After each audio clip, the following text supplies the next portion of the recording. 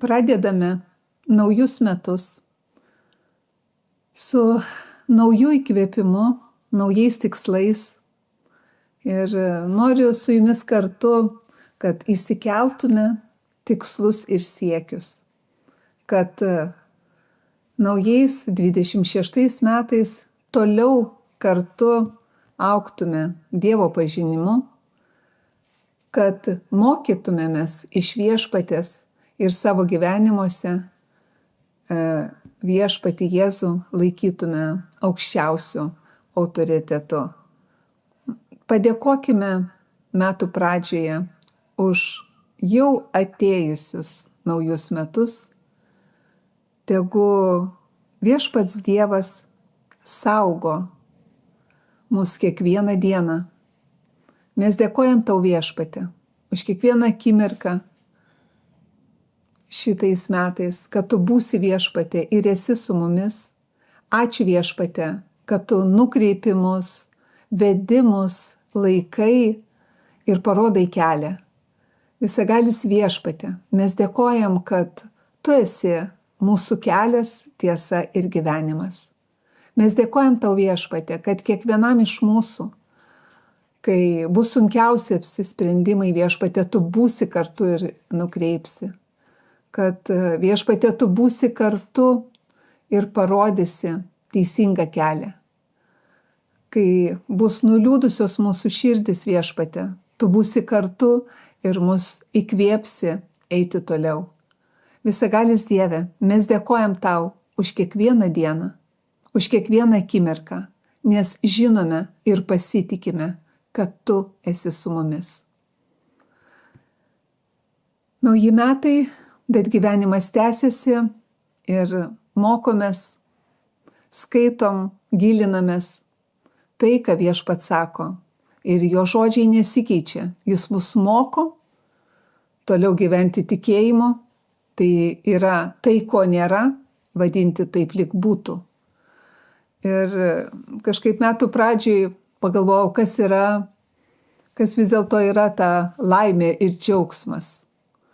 Ir galvoju, tokio vieno išminčiaus paklausiau ir jis labai teisingai porą sakinių išsireiškė, kad greičiausiai didžiausia laimė žmogui žemėje gyvenant yra gyventi sveikame kūne ir savo sielai ir dvasiui turėti ramybę. Ir pagalvojau, tikrai tai yra didžiausia laimė, kai niekas neskauda, ir kai mūsų viduj, mūsų širdį yra ramu, kas bebūtų aplinkui. Ir mūsų Viešpats ir sako, kad mums reikia niekuo nesirūpinti, bet visuose reikaluose malda su prašymu ir padėka, kad mūsų troškimai būtų žinomi Dievui.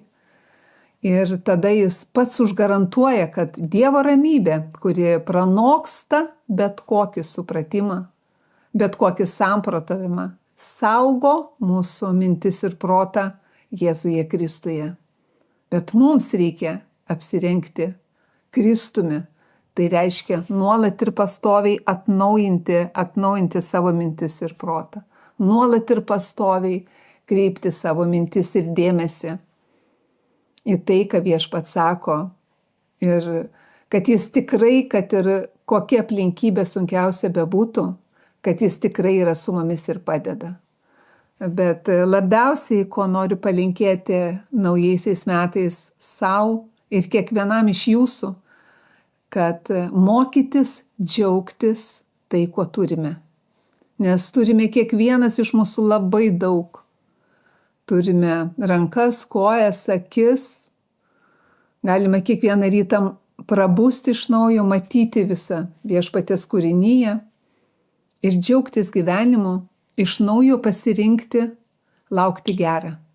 Nors atrodo, kartais gali būti tikrai nieko gero nežadanti diena arba daug įvairiausių klausimų reikia išspręsti. Bet žinot, kai mes prisimenam nuo pat ryto, kad Viešpate, aš žinau, šiandien tu mane prikėlei, tu mane pažadinai, Viešpate, ir visą dieną šiandien būsiu su tavim. Tu esi mano skydas, mano tvirtovė, mano Dievas, aš tavim pasitikiu. Tiesiog tegu viešpaties nuostatos būna ta šviesa, tas džiaugsmas, tas suvokimas, kad viešpats, tas, kuris sutvėrė žemę ir dangų, kad jis yra su manim, kad jis man padeda, kad jis mane guodžia. Dėkoti viešpačiui už viską, dėkoti už viską, ką turime, o svarbiausia, kad turim dar žemėje laiką gyventi, dalintis gerumu ir svarbiausia, ką viešpats labiausiai ir nori, kad mes darytume, tai būtume geri ir gailestingi, dalintumėmės gerumu. Ir trumpai dar noriu paskaityti iš Kolosiečiams skyriaus, bet ką viešpats sako, ką reikia mums daryti. 3 Kolosiečiams skyrius, čia taip ir rašo. Būkite, 3 skyrius nuo 13 eilutės. Būkite vieni kitiems pakantus, atleiskite vieni kitiems, jei vienas prieš kitą turite skundą. Kaip ir Kristus atleido, taip ir jūs atleiskite. O virš viso šito apsivilkite meilę, kuri yra tobulumo raištis.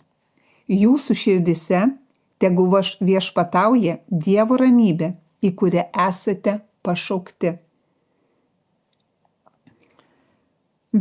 Kuriame esate pašaukti. Ir Kristaus žodžiai tegu tarpsta jūsų širdise. Mokykitės. Atsiprašau, neįskaitau. Mokykitės ir įspėkite vieni kitus visokeriopą išmintimi, su dėkinga širdimi giedokite viešpačiui psalmės, himnus ir dvasinės giesmes.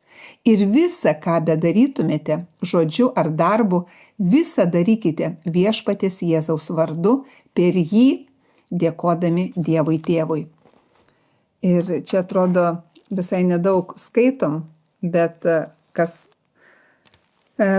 kelintas žodis viešpats primena, kaip vieniems su kitais elgtis, kad būtume vieni kitiems kantrus.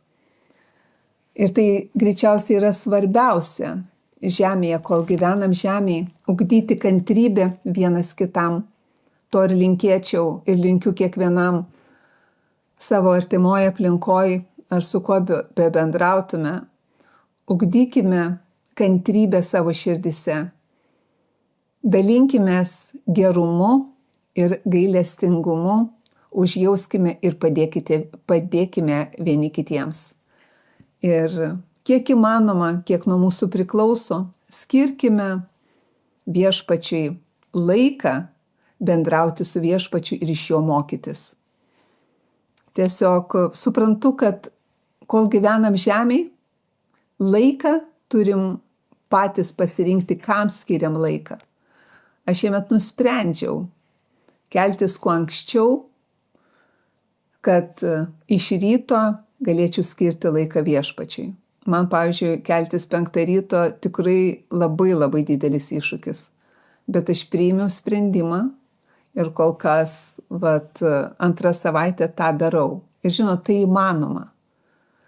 Įsikelti tikslus, iššūkius ir pagal tai, kaip čia pasakyti, gyventi.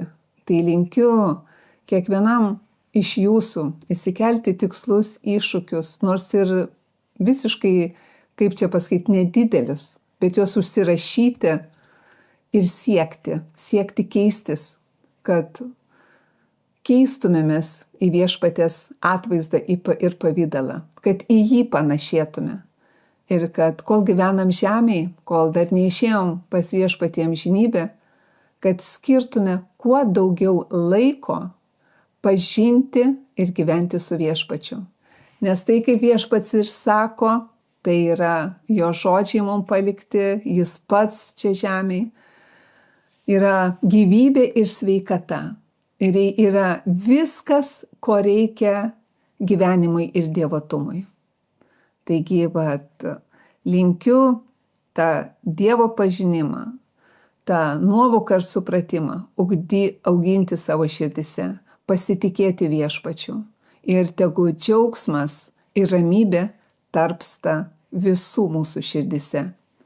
Kuo geriausių metų, geriausios sėkmės, linkiu sveikatos, ramybės jums ir visiems brangiausiam jūsų žmonėm.